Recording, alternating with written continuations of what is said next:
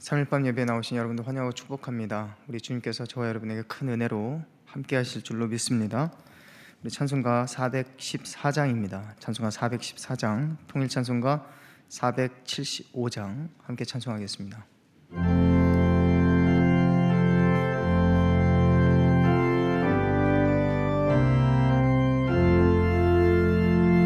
이 세상은 요란하나 내 마음은 늘 편하다. 구주의 뜻 준행하니 참 기쁨이 내 것일세. 이 세상은 늘 변하고 험악한 일 참 많으나 주 은혜만 생각하니 참 기쁨이 내 것일세. 육신의 눈 못 볼 때에 신령한 눈 곧 밝히사 저 천성문 보게 하니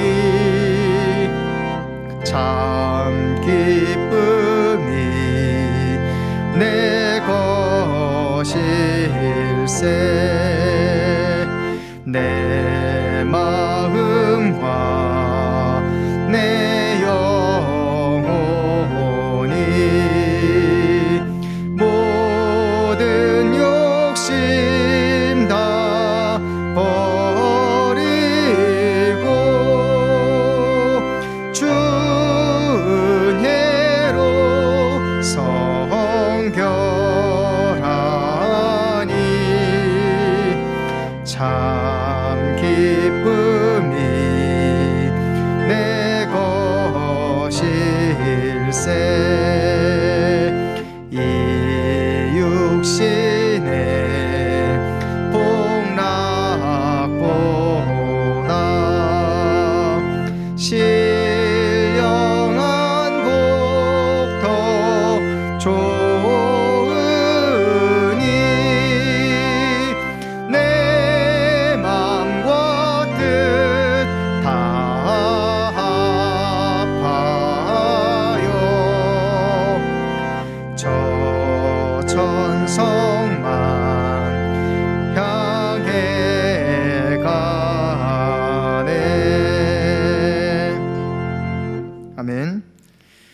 오늘 우리에게 주시는 하나님의 말씀은 신약성경 누가복음 6장 19절로 23절까지 말씀드리겠습니다. 신약성경 98면에 있습니다. 저와 여러분이 서로 한 구절씩 교독하여 읽고 마지막은 함께 봉독하도록 하겠습니다. 이제 하나님 말씀 받들어 읽을 때에 살아계신 주님의 음성을 들으실 수 있기 바랍니다. 온 무리가 예수를 만지려고 힘쓰니 이는 능력이 예수께로부터 나와서 모든 사람을 낫게 함이러라. 눈을 들어 제자들을 보시고 이르시되 너희 가난한 자는 복이 있나니 하나님의 나라가 너희 것이며 지금 줄인 자는 복이 있나니 너희가 배부름을 얻을 것이며 지금 우는 자는 복이 있나니 너희가 웃을 것이며 인자로 말미암아 사람들이 너희를 미워하고 멀리하고 욕하고 너희 이름을 악하다 하여 버릴 때에는 너희에게 복이 있도다. 그날에 기뻐하고 뛰놀라 하늘에서 너희 상이 금이라. 그들의 조상들이 선지자들에게 이와 같이 하였느니라. 아멘. 할렐루야. 오늘 가난한 자는 복이 있나니 라는 제목으로 함께 말씀을 상고하도록 하겠습니다. 우리는 속세를 떠나 살지 않는 한 이 세상적인 가치를 무시하고 살 수는 없습니다. 까칠하게 이 피부에 와닿는 그런 현실적인 부분이면서 동시에 그것들은 불가피하기 때문입니다. 그래서 우리는 이 세상적인 가치들을 부득불 인정하게 되죠. 건강, 재물, 명예, 권력, 성공, 경험, 그리고 교육, 학벌. 여러분, 우리는 이런 것들이 잘 갖추어만 진다면 그것은 삶의 울타리가 되어주기 때문에 우리는 그 가치들을 인정하게 되는 것이죠. 뿐만 아니라 우리는 그것을 따라가게 되는 겁니다. 세상적인 가치를 따르면 보다 윤택한 삶을 살 수 있기 때문이죠. 나이가 들어도 건강하고 싶고 5년 후, 10년 후에 보다 품위 있는 삶을 누릴 것을 기대하면서 지금 행복한 고생을 할 수 있는 것입니다. 그렇습니다. 세상적인 가치는 확실히 우리에게 더 나은 삶을 제공해 줍니다. 그래서 젊을 때 성공하고 싶어요. 그리고 재물과 명예도 얻으려고 하죠. 건강과 젊음을 유지하기 위해서라면 투자도 아끼지 않습니다. 최근에 한국 갤럽 조사연구소에서 약 2주간에 걸쳐서 만 19세 이상 된 성인 남녀 중에 1,500명을 대상으로 설문조사를 진행했습니다. 주제는 이 성형수술에 대한 현대인들의 인식이었습니다. 여러 가지 질문들 중에서 이 흥미로운 질문 하나를 보았는데 그것이 무엇이었느냐 하면 이 취업과 결혼을 위한 성형수술을 하는 것에 대해 당신은 어떻게 생각합니까? 이 질문이었어요. 여러 가지 이제 대답이 있는데요. 양자택일이에요. 하나는 할 수도 있다 또는 하지 않는 것이 좋다. 어떻게 나왔을까요? 결론은 할 수도 있다가 67%, 하지 않는 것이 좋다가 28%가 나왔다고 합니다. 전반적으로 이 성형수술에 대한 인식이 예전보다는 수용적인 분위기라는 걸 우리가 알 수 있죠. 그만큼 세상은 우리로 하여금 이 세상적인 가치를 따르도록 끊임없이 부추기고 있습니다. 작년 이 코로나로 인해서 여러 가지 이슈들이 있었지만 이 집값이 굉장히 많이 올랐죠. 물론 여러 가지 요인들이 있었겠지만은 사람들에게는 이 집에 대한 가치가 재조명되었던 것이 큰 이유라고 보여지는데요. 이는 집에 대한 개념이 그 집에 대한 개념 인식이 기존에 여겨졌던 그 집의 개념을 넘어서서 이제는 이 코로나와 같은 재앙이 닥쳤을 때 그것으로부터 피할 수 있는 이 피난처 그리고 은신처로서 그 가치가 재조명되었기 때문이라고 보여지는 것이죠. 이는 우리나라뿐만 아니라 전 세계적으로 이 집값이 이례적으로 상승한 그 데이터가 증명해주고 있습니다. 뿐만 아니라 인테리어 업계도 흥황했다고 합니다. 또 식료품 산업 그리고 바이오 기업들은요 최대 수혜 사업으로 떠오르게 됐죠. 여러분, 코로나로 인해서 세상은 이렇게 많이 변했는데 과연 세상적인 가치 기준이 변했을까요? 어떻게 변했을까요? 여러분, 세상적인 가치 기준은 낮아졌을까요? 올라갔을까요? 여러분 어떻게 생각합니까? 물론 소수의 사람들은 영적인 가치를 찾기도 하겠지만 대부분의 사람들은요 세상적인 가치를 더욱 추구하게 되고 지금 가셔야 되는 것처럼 그런 세상적인 가치들은 전부 다 더 중요해져 버리게 된 것입니다. 앞으로는 어떨까요, 여러분? 전 조심스럽게 예측하자면 지금보다 더 중요해져 갈 것이라고 생각합니다. 빈부의 격차는요 점점 벌어지게 될 거고 지금은 공평과 자유를 외치는 사람들이 그때는 불공평과 억압 그리고 탄압을 주장하게 되는 세상을 만들어가게 될 것을 보고 있습니다. 그렇다면 그리스도인으로서 우리의 고민은 무엇입니까? 그런 세상 가운데 우리는 어떻게 살아남을 것인가? 이런 고민을 당연히 하게 되죠. 당연히 하게 되죠. 또 한편으로는 이 세상적인 가치를 따르는 것이 과연 신앙적으로 옳은 것인가 그렇지 않은가 이걸 고민하게 되는 겁니다.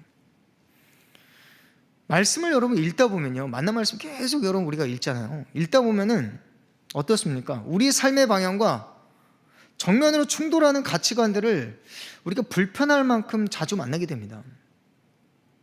원수를 사랑하라. 가난한 자가 복이 있다. 오늘 말씀도 그렇죠. 가난한 자는 복이 있나니.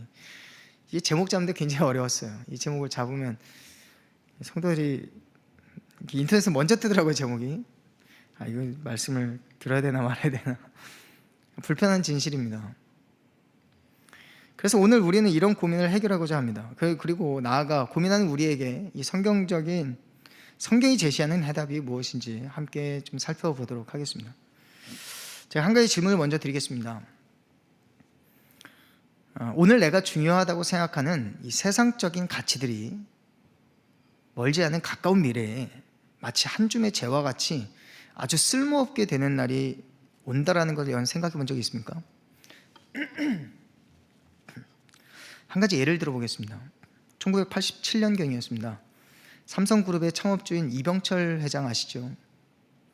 이병철 회장이 돌연 폐암 선고를 받고 나서 요양을 하던 기간이 한 2년 정도가 됐어요. 근데 점점 몸이 약해져 가면서 심경에 변화가 생겼습니다. 자신이 그토록 신봉했던 이 세상적인 가치들이 이제는 나에게 해줄 수 있는 것이 아무것도 없다는 것을 깨닫게 된 것입니다. 2년간의 투병 끝에 그가 세상을 떠나기 한 달 전쯤에 이 A4 용지로 5장 분량의 내용을 적어 내려갔습니다. 그것은 회사 경영에 대한 내용도 아니었고 누군가를 향한 편지글도 아니었습니다. 아무도 알아주지 않는 한 사람이 죽음을 앞두고 그 이후의 삶을 염려하며 적어 내려간 글이었습니다. 그 질문이었어요. 질문. 그래서 24개의 질문들이었는데 그것이 24년 만에 이 언론에 공개되었어요. 그 질문은 어떤 것들이었냐면, 신의 존재를 어떻게 증명할 수 있나? 신은 왜 자신의 존재를 드러내지 않는가? 신이 인간을 사랑했다면 왜 고통과 불행과 죽음을 주었는가? 종교가 없어도, 종교가 달라도 착한 사람들은 죽어서 어디로 가는가? 이런 심플하고도 심오한 질문들이었습니다. 여러 질문들 중에 흥미로운 질문 하나가 이것이었습니다. 성경의 부자가 천국에 가는 것을 낙타가 바늘구멍에 들어가는 것에 비유했는데 부자는 악인인가? 부자는 악인인가? 이 고민을 이병철 회장이 왜 했을까요? 너무나도 현실적인 질문인 거예요. 그는 당시 대한민국 최고의 부자였고 죽음을 앞두고 절박한 심정으로 궁금증을 해결해 보려고 했습니다. 부자는 악인인가? 오늘 본문에서 예수께서 부자를 가리켜 무엇이라 말씀하십니까? 누가복음 24절 말씀 우리 한번 볼까요? 우리 같이 한번 읽어보겠습니다. 시작. 그러나 화 있을진저 너희 부유한 자여 너희는 너희의 위로를 이미 받았도다. 화 있을진저 너희 배부른 자여 너희는 주리리로다. 화 있을진저 지금 웃는 자여 너희가 애통하며 울리로다. 왜 예수께서는 부유한 자를 저주하고 계십니까? 우리가 이 궁금증을 해결한다면 풀리지 않는 실마리를 풀어갈 수 있을 것입니다. 먼저 이병철 회장은 본인이 부자라는 이유만으로 천국에 들어가기 어렵다는 생각에 아찔했을 것입니다. 아마도 그것은 불공평하다고 생각했을 것이죠. 왜냐하면 사람 누구나 부자가 되고 싶다고 해서 부자가 되는 것도 아니고 반대로 천국에 들어가기 위해서 굳이 가난해지려고 하는 사람은 없기 때문이죠. 그럼 발상을 한번 바꾸어서 생각해 보시면 좋겠습니다. 여러분, 한국에서 몇 억 정도의 자산을 가지고 있어야 부자라고 부를 수 있을까요? 10억 또는 100억, 1000억? 1000억은 너무 많은가요? 실제로 한국인이 생각하는 이 부자의 기준은 천차만별입니다.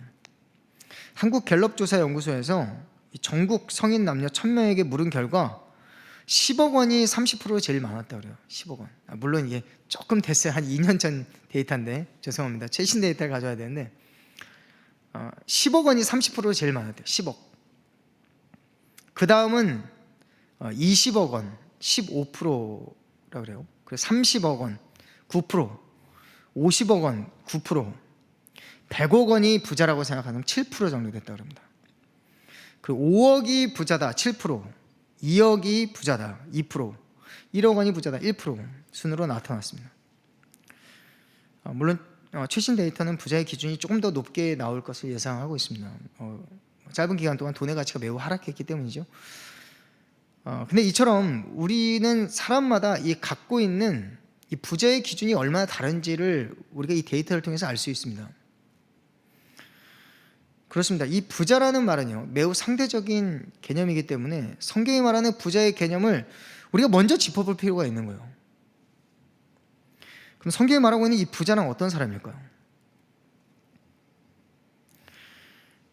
저는 성경이 말하는 부자를 이렇게 봤습니다. 그 짧은 인생을 온통 돈벌이에만 전념하는 사람들, 머릿속에 온통 이 돈밖에 생각이 없는 사람들, 돈만을 위해서 일하는 사람들을 가리킨다고 보여지는 거예요. 예를 들어 자신의 생계와 욕구가 최우선이 되어서 평생을 그렇게 살아가는 사람들, 저는 그런 자들 가리키는 게 아닐 거라고 생각해 보는 것이죠. 실제로 돈의 그 자산의 어떤 실제적인 그 측정할 수 있는 그런 자산을 가지고 있는 자를 얘기하는 것이 아니라, 그러니까 상위 10%의 재력가를 가리킨다? 아닙니다. 저는 그렇게 생각하지 않아요. 냉정하게 말해서 돈의 많고 적음과 관계가 없이 돈을 좋아하는 사람을 가리키는 것입니다. 물론 돈을 좋아하는 것도 여러분 상대적인 개념일 수가 있잖아요. 이런 난제를 해결하기 위해서 누가복음 16장 13절에서 예수님께서 이런 말씀을 던져주셨습니다. 같이 한번 읽겠습니다. 시작. 너희는 하나님과 재물을 겸하여 섬길 수 없느니라. 아멘. 여러분, 여기서 섬긴다라는 말은 노예가 된다라는 말을 의미합니다. 노예. 섬긴다, 노예가 된다, 종이 된다. 여러분, 노예를 굳이 정의하자면 이렇게 설명할 수 있겠어요. 주인을 위해서라면 무엇이든지 할 수 있는 자, 무엇이든지 해야만 하는 자가 아니겠습니까? 그렇다면 이병철 회장님이 던진 그 질문에 대한 답이 명쾌해졌습니다. 부자는 악인인가? 맞죠? 부자는 악인입니다. 그렇다면 부자는 누구인가? 돈의 노예로 살아가는 자를 가리켜서 성경은 부자라고 말하고 있다는 거예요. 돈이 없어도 돈의 노예로 살아가는 자는 부자예요. 성경이 말하는 부자. 돈이 많아도 돈에게 끌려다니지 않고 돈을 다스리는 자는 여러분 부자라고 말할 수 없습니다. 그러니까 다시 정의를 내리는 겁니다. 지금 결론은 이것입니다. 우리는 돈에 끌려다녀서는 안 된다는 거예요. 세상 물질의 세상적인 가치를 우리가 탐낼 수는 있을 것 같아요. 저는 괜찮다고, 저는 그 정도는 괜찮다고. 근데 그게 우리가 절제할 수 없기 때문에 주의해야 하는 것이, 돈이 따라오게 해야지 내가 돈을 따라다니면 안 된다라는 거예요. 사랑하는 성도 여러분, 가난한 자로 살아갈 수 있기를 주님의 이름으로 축복합니다. 네, 축복이 아닌가요? 아멘 소리가 너무 작은. 여러분, 믿음의 부유한 자로 살아갈 수 있기를 주님의 이름으로 축복합니다. 그렇습니다. 여러분, 세상의 바람이 어디로부터 어디로 불던 간에 우리가 세상적인 가치에 끌려다니는 사람이 되어서는 안 됩니다. 여러분, 돈 때문에 우리도 근심이 되고 걱정이 되죠. 돈이 없어도 걱정, 많아도 걱정, 많으면 많은 대로 걱정. 저도 많은 대로 걱정 한번 해보고 싶은데요. 어떤 걱정인지 궁금하기도 하고. 얼마 전에 제가 블로그에서 이런 글을 봤는데 제가 너무나도 충격을 받았습니다. 아는 지인이 부동산 집값이 오른다고 얼마 전에 이혼을 했다는 거예요. 그 자기도 이혼을 해야 하나 고민을 한다는 거죠. 제가 그 글을 읽고 호기심에 눌러봤어요. 이게 무슨 사연이길래 해서 봤더니 예상 밖의 뜻밖의 내용을 보게 됐습니다. 어떤 내용이었냐면 올해 6월부터 시행되는 법이 생겼다는 거예요. 1가구 2주택부터는 이 부동산 양도소득세가 상당하게 올라간다는 거죠. 그래서 이 부부가 이혼을 하면 2가구가 되기 때문에 그럼 1가구 1주택이 된다. 2주택을 갖고 있어요. 1가구 1주택이 되는 거죠. 그렇기 때문에 이 양도세 폭탄을 피할 수 있게 된다는 거예요. 그래서 법적으로 이혼을 해서 절세를 하겠다는 결심으로 했다는 겁니다. 아무런 사연이 없어요. 그것이 지혜라는 것입니다. 댓글들을 봤더니 더 가관이에요. 그런 방법이 있었군요. 대단하십니다. 와, 뛰는 놈 위에 나는 놈이시군요. 물론 정치적인 밑에 그런 댓글도 있었지만은 제가 순간적으로 멍해져 버렸어요. 여러분은 어떻게 생각하십니까? 이해할 수 없는 세상이 우리의 가치관을 뒤흔들고 있습니다. 이해할 수 없는 세상이 이상하진 않아요. 이제 그래서 성경에서도 말하고 있잖아요. 불같이 오는 시험대 이상히 여기지 말라.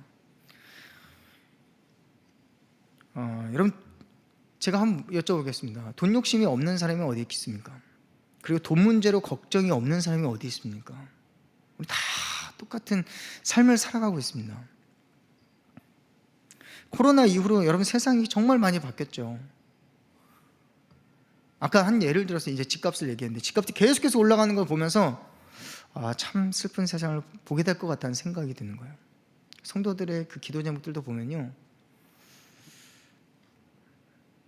정말 너무나도 절박하게 기도가 나오게 되는 거예요.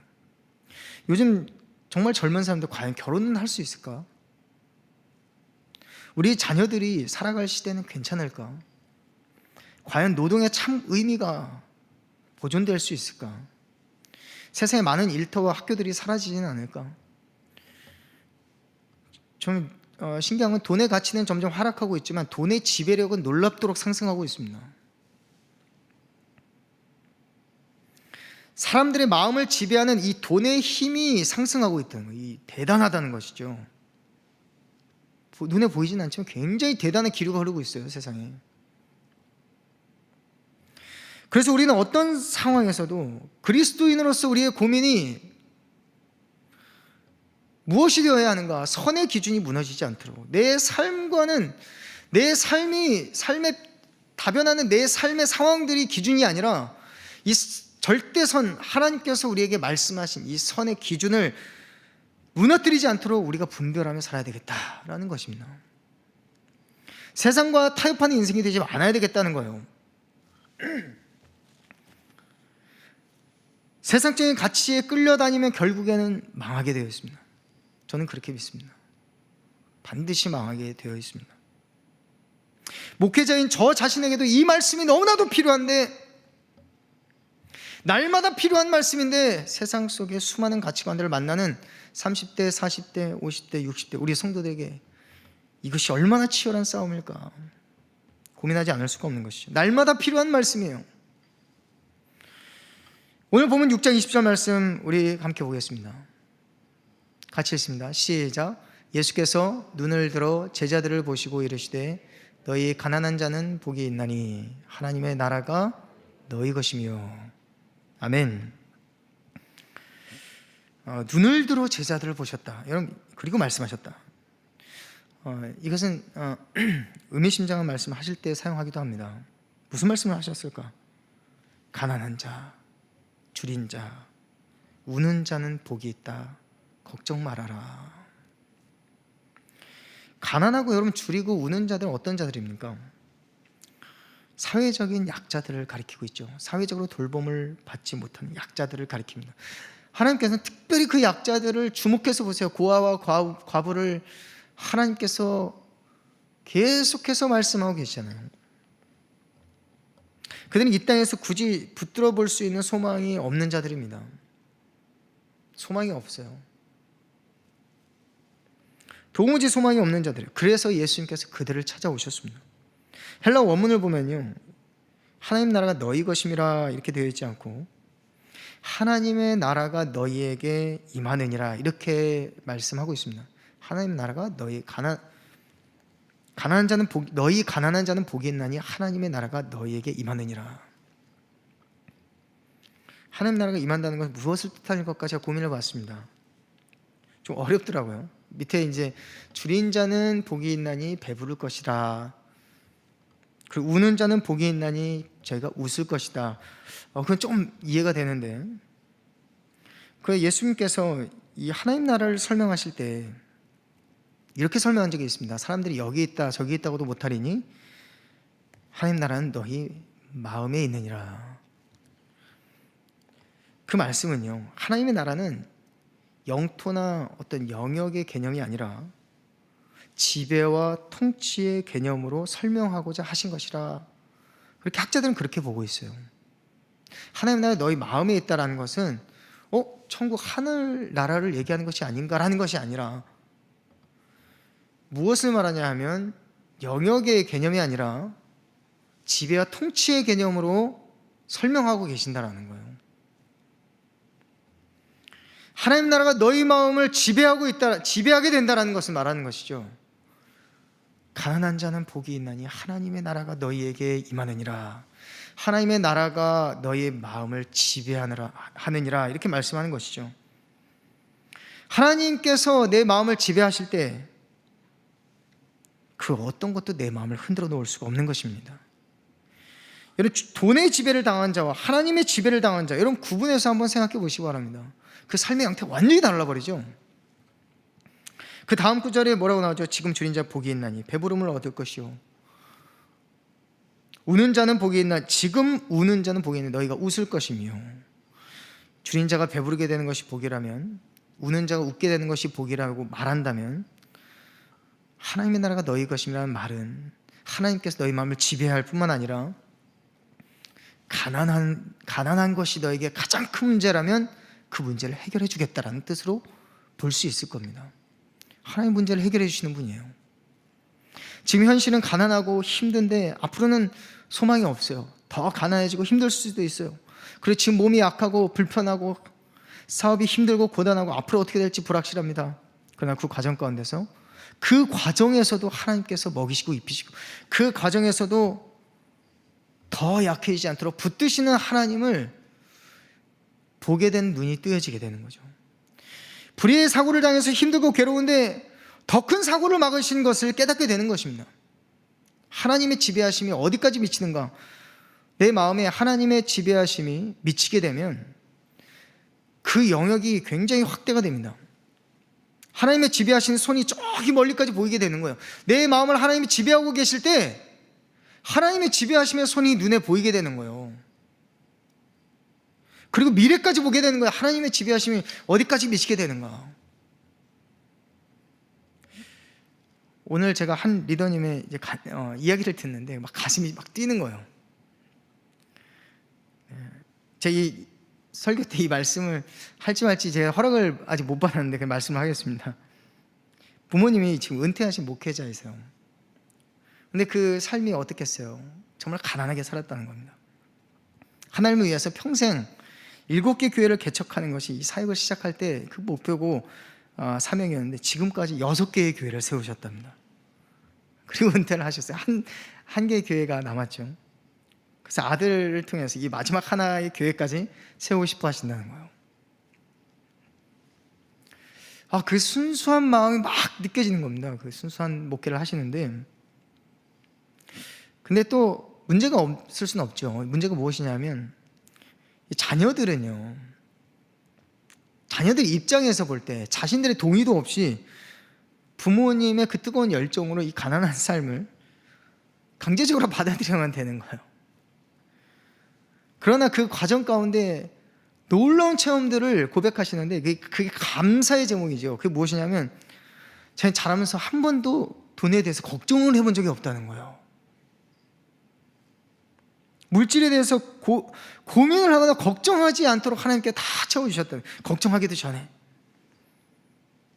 그 감사를 고백하는데, 정말 본인도 이해할 수 없는 것은 어떤 방법으로도 설명할 수가 없고 계산할 수가 없는데, 하나님께서 물질을 걱정하지 않고 다 채워주시는데, 개척교회 목사님 자녀들이 어떻게 해외 유학을 갈 수 있겠냐는 거예요. 그 말을 딱 듣는데 그건 진짜 불가능한 일인데, 자녀들이 다 해외 유학을 간 거예요. 그것도 그 비싼 음대를 졸업할 때까지. 그럼 어떻게 그 돈을 보내드렸는지 도무지 계산이 안 나온다는 거예요. 도무지. 근데 아직도 가난하지만 너무나도 부유하다는 것입니다. 그래서 어머니의 그 간증을 책으로 써내려가고 싶은데 책을 한 권을 쓸 수 있을 만큼 너무나도 많은 이야기들이 있다는 거예요. 지금 무슨 말을 하고 싶은가 하면, 하나님은 하나님의 사람에게, 목회자, 특별히 목회자도 마찬가지죠. 근데 하나님의 사람에게 명하셔서 너는 물질에 얽매이지 마라, 너는 물질의 노예가 되지 말고 나의 종이 되어라, 이렇게 말씀하신다는 것입니다. 하나님의 사람에게 하나님의 능력을 믿어라, 내가 해결하겠다 말씀하신다는 것입니다. 오늘 보면 6장 20절 이하의 말씀을 보면요, 예수께서 비유로 말씀하신 내용은 상황이 점점 더 어려워지는 것을 비유하고 있습니다.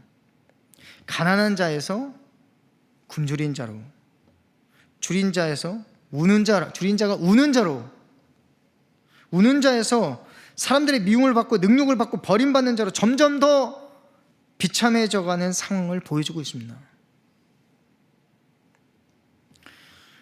우리가 사는 세상이 여러분 그렇게 흘러가고 있지 않습니까? 세상 그동안 우리로 하여금 세상의 가치를 따라오도록 만들었습니다. 그리고 우리가 어느 정도를 넘어서면 더 이상 따라오지 못하도록 더 빠르게 달려가고 있어요. 그리고 우리에게 무릎을 꿇고 자신의 노예가 되라고 말할 것입니다.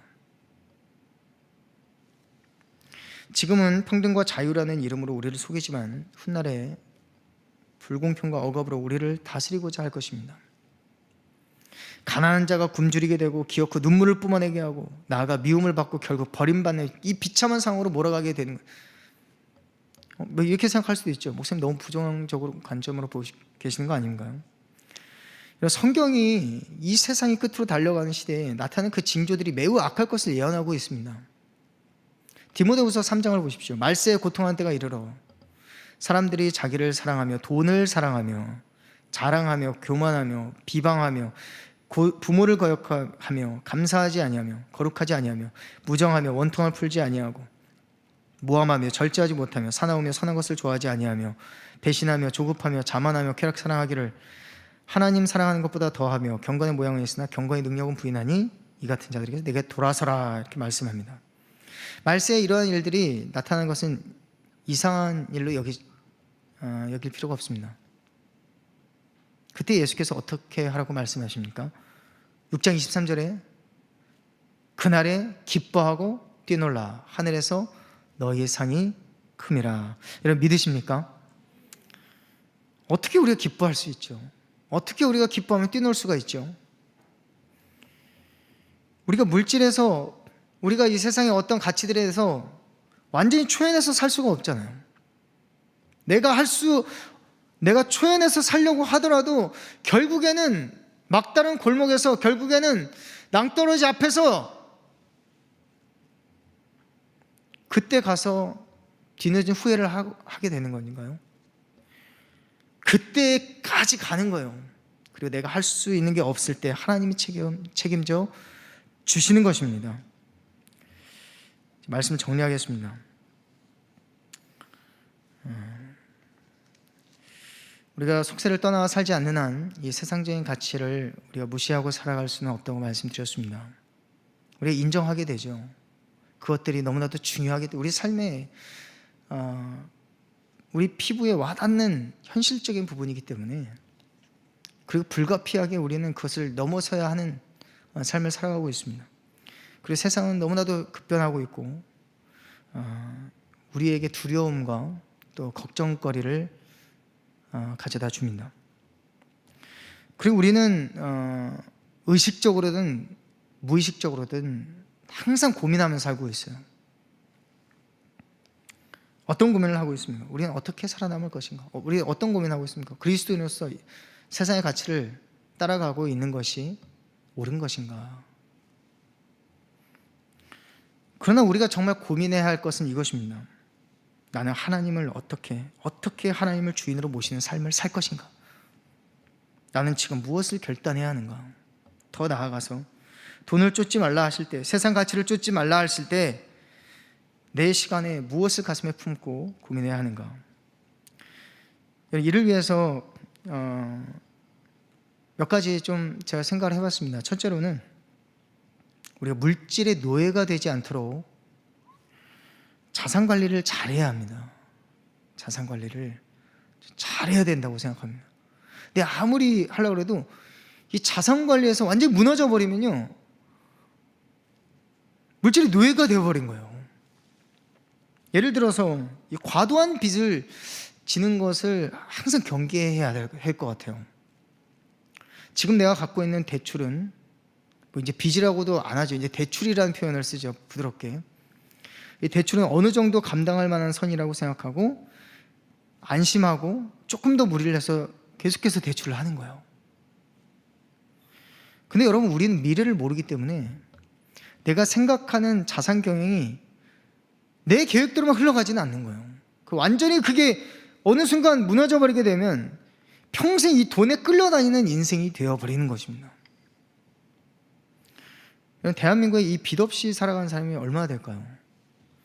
우리는 이 대출이라고 하지 빚이라고 잘 안 하잖아요. 이제 초저금리 세상에서 대출하지 않는 사람만큼 미련한 사람도 없다라고 말합니다. 그러나 대출이나 이 신용카드 뭐 이런 사용들이 이 불가피한 경우로 이제 세상에 만들어 버렸는데요.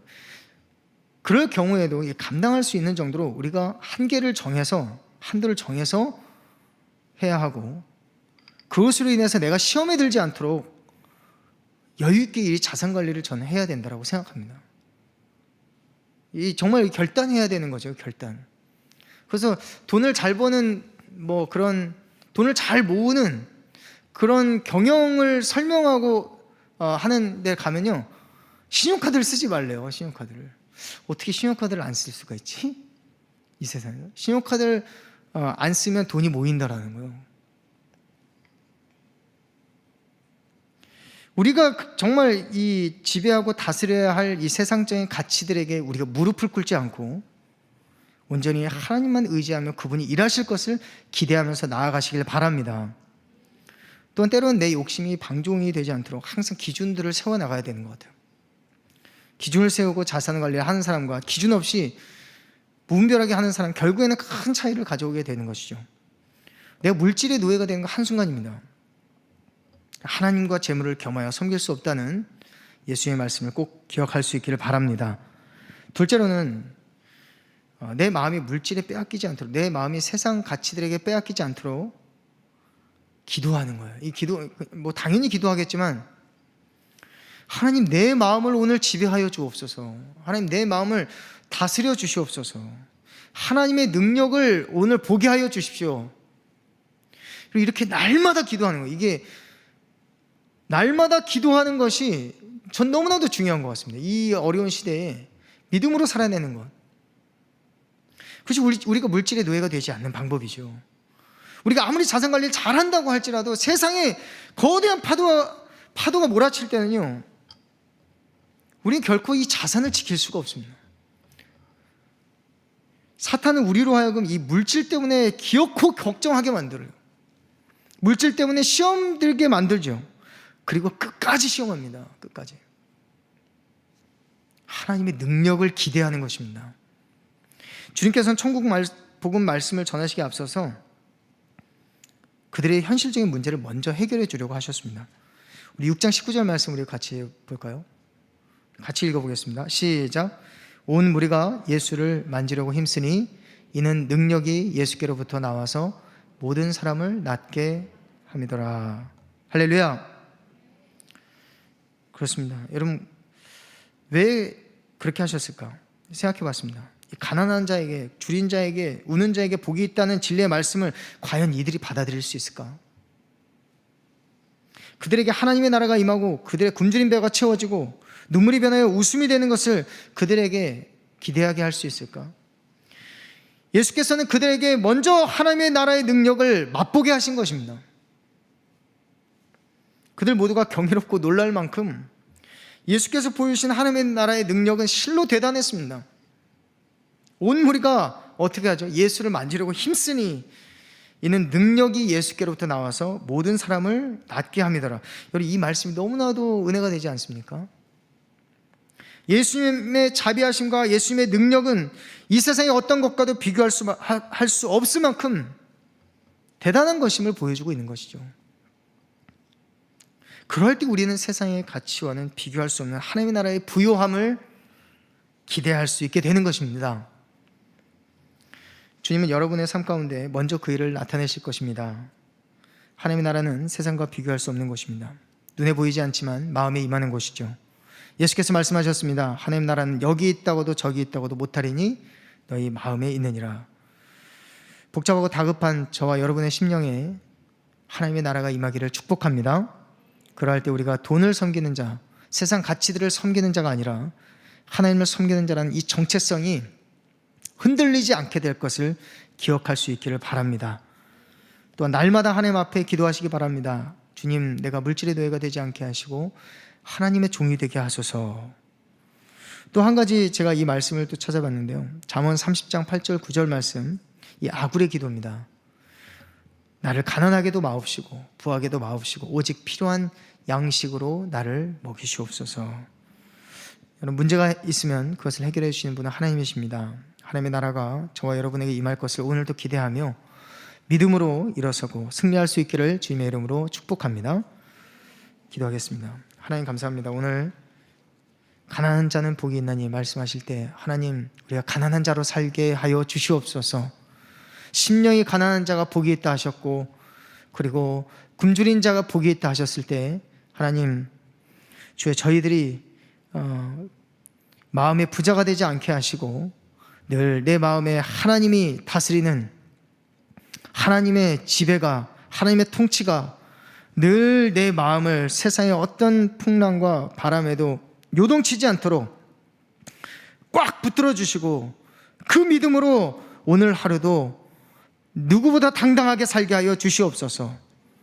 세상에 아버지, 또 많은 연약한 자들이 아버지 믿음이 없어서 무너집니다. 하나님, 재물의 노예가 되고 세상 가치들의 노예가 되어서 살아가고 있는 많은 불쌍한 영혼들이 주님께 돌아와 주님의 지배 가운데 그 지배의 영역 안으로 들어오게 하여 주시옵소서.